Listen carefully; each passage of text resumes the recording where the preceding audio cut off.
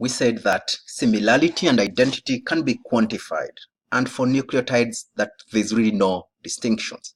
As an example, in this figure, we find that it has substitutions of nucleotides that have broad chemical properties, but identity-wise, they are really not the same. So therefore, they are not identical, and therefore, they are also not really similar because they are quite distinct. So in this case, the score for identity and for similarity is the same, and you can interchange that in this scenario. Percent similarity identity for nucleotides can be calculated according to the formula given here. So if they happen to be of equal length, then percentage similarity or identity is very simple. It is the total number of the exactly matched residues divided by the combined length of the two sequences times 100. For cases where the sequences happen to be of unequal length, percent similarity is still simple to calculate.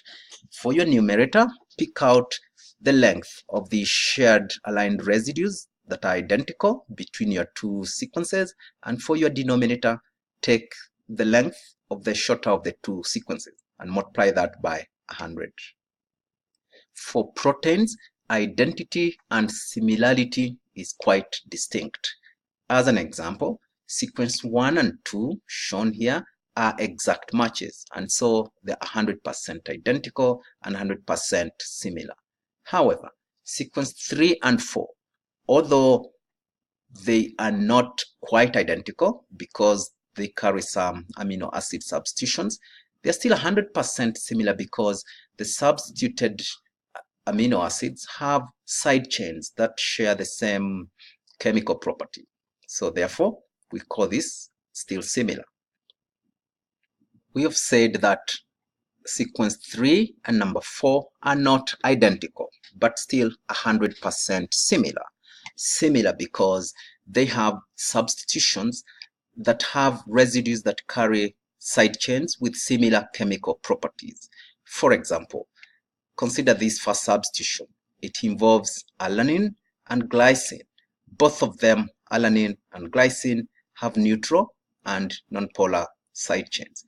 The second substitution involves aspartic acid and glutamic acid, and both of them have side chains that have negative charge, and they are acidic polar.